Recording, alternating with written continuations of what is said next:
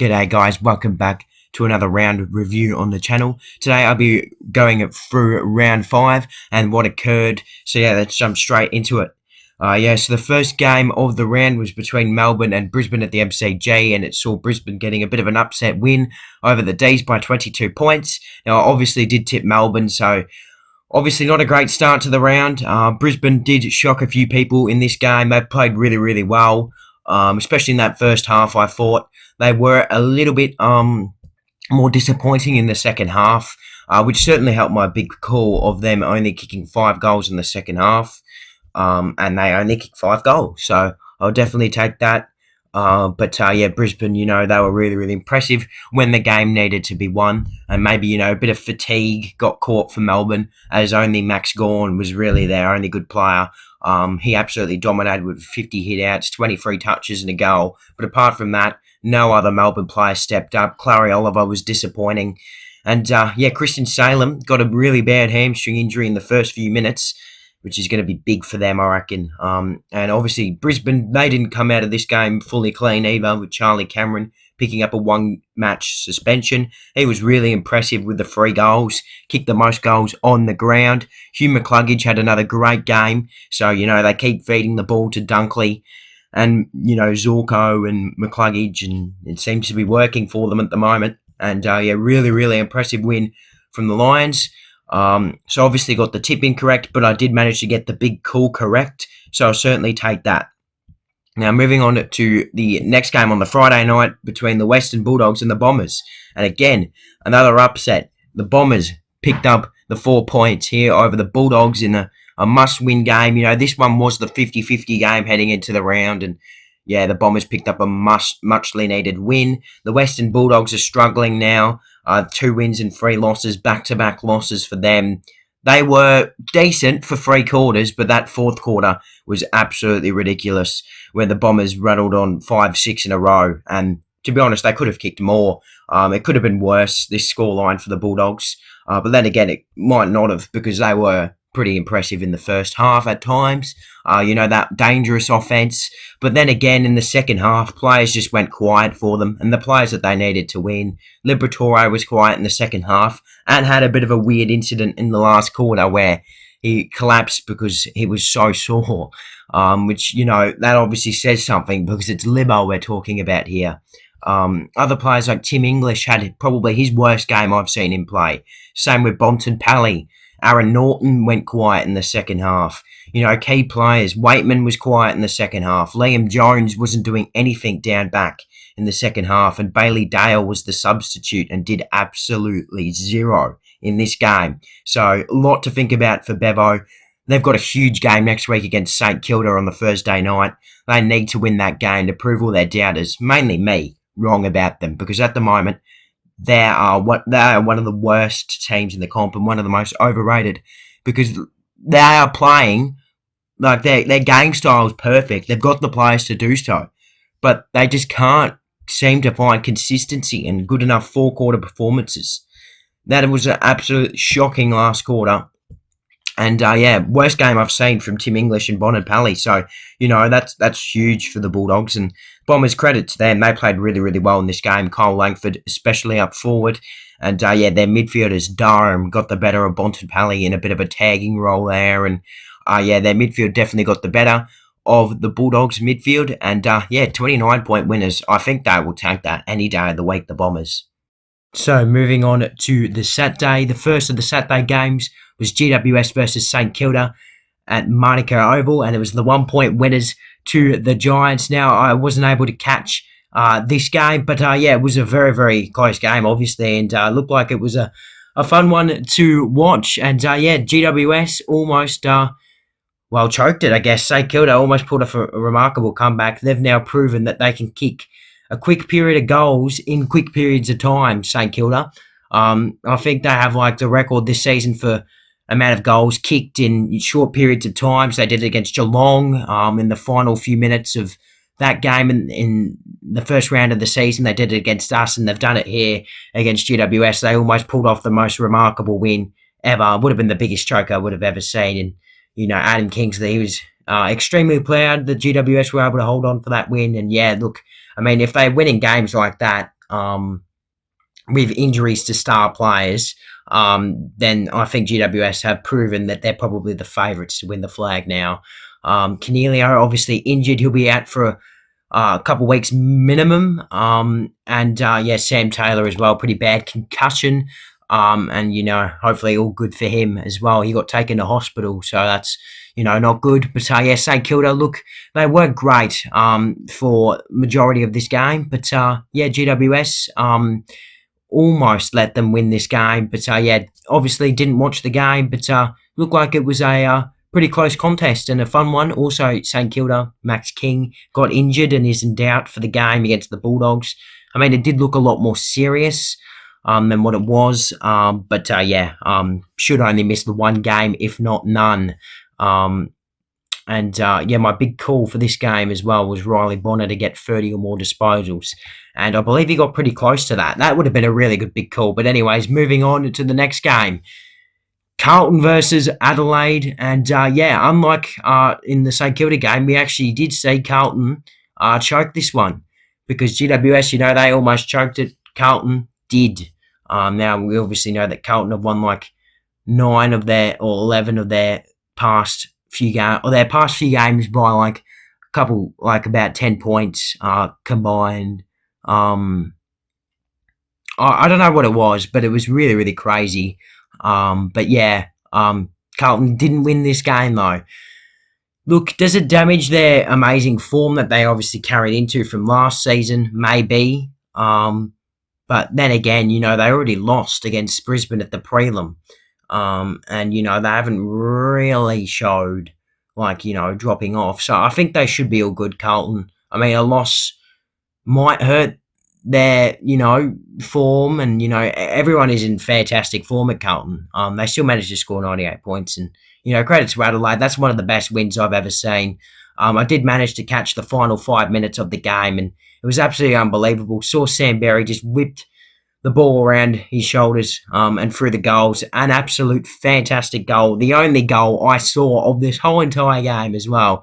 So, yeah, unbelievable from Adelaide. That is one of the best wins I've ever seen. Matty Nix was absolutely stoked after the game. I think I've ever seen a coach that happy after winning by, a couple points. Especially because they were winless as well. If Adelaide lost that, in my opinion, it would have been season over. They keep their season alive. It's still on, edge, but that win is just huge. It's season changing. Yeah, and Isaac Rankin, I thought he played really well. Tex Walker got in there, kicked a bag as well. His first of the season, which is really good for him. Because it just shows you, if Adelaide want to do good, Tex Walker has to be fit and firing this season. And yeah, look, I mean, I didn't tip Adelaide, obviously, but yeah, I think no one would have in this one. But yeah, moving on to the next 2 Saturday games, did manage to catch Gold Coast versus Hawthorn. In fact, the only game I watched on the Saturday was the smashing. All 3 other games were arguably the best I've seen, best of the season, really, in terms of, thrillingness and all that. But yeah, look, managed to catch Gold Coast versus Hawthorn, and yeah, Gold Coast, I thought they were absolutely fantastic. They dominated from start to finish. I just want to say, the opening 5 to 10 seconds of the game was arguably the best ball movement I've ever seen from Gold Coast in their history. Best of the season. Like, that opening clearance to get it to Ethan Reid was insane. And can I say, my big call for this game as well was Jed Walter, Sam Closey, Will Graham and Ethan Reid to combine for 50 or more disposals and 3 or more goals. They combined for the 3 or more goals in the first half. That was done and dusted thanks to Closey and Reid and Walter. And Will Graham and Sam Closey got a lot of disposals. Graham, mainly with the tackles, was absolutely fantastic. Unfortunately, Reid and Walter let me down for the disposals, but I was about 7 or 8 away. So I was so close to getting that big call right. Would have been the best ever, I reckon. But yeah, look, Hawthorn, they are struggling now at the moment. It's just fair to say it. They're below West Coast at the moment. They're almost below North. They have been so disappointing. And, this has obviously been the worst of all the performances, away on the road. And, yeah, look, their midfield, they have to get it sorted. In the first half, I think all their midfielders and combined for about 14, 15 touches, and Noah Anderson had 16 in the first half. So I think that just shows you how bad Hawthorn are struggling. Their defence as well is just so shaky, and they can't get it in their forward line enough to score goals because their players who scored all Hawthorn's damaging players in this game. Sorry, I meant to say were their forwards. McGuinness kicked 3 goals playing forward. Ginnivan was good at times. And yeah, look, Luke Bruce and Mitch Lewis, those outs are definitely hurting them. But yeah, look, tough game from Hawthorn. They need to move on. They need to regroup and they need to get better. It's that simple. And Sam Mitchell, they should. And yeah, next game was Port Adelaide versus Freo. It was a fantastic, thrilling contest, but not really such a great game. Low scoring, tough to score. It looked like it was going to be tough to score all night. And Freo, I thought, credit to them. They played really, really well. Managed to score 63 points. And that in my opinion, I think they were probably better for longer in this game, Freo. Port Adelaide just had a really good patch towards the end of the game that literally won them the game. It was that close. Credit to them, this was definitely a game that could have gone either way. It was 50-50.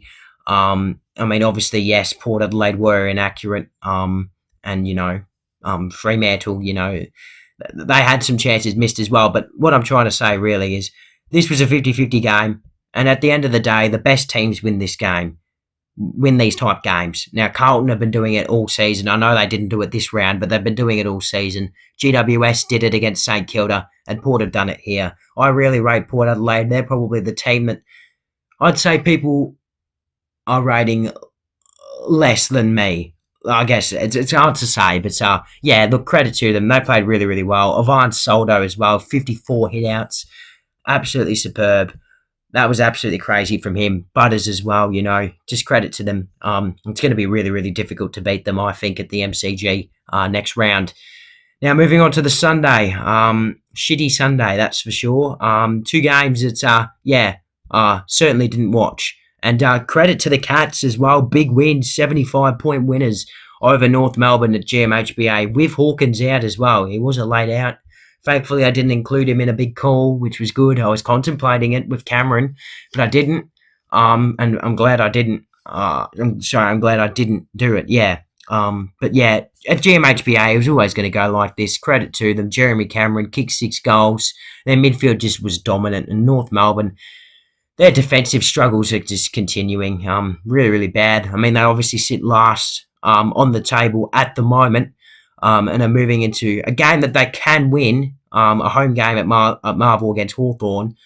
And look, if they don't win that, then I don't know when their next win could be.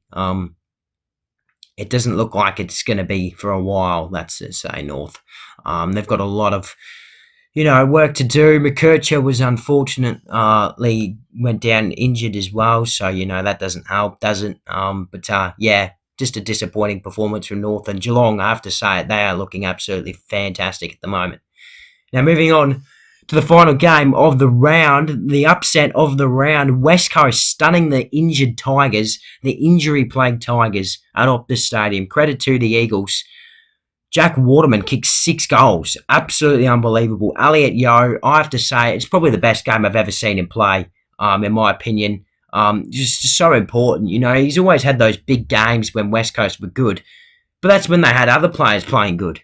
This is just an Elliot Yeo masterclass right here. Unfortunately, may get suspended though. At the time I'm filming this, we don't know. So yeah, we'll just have to wait and see.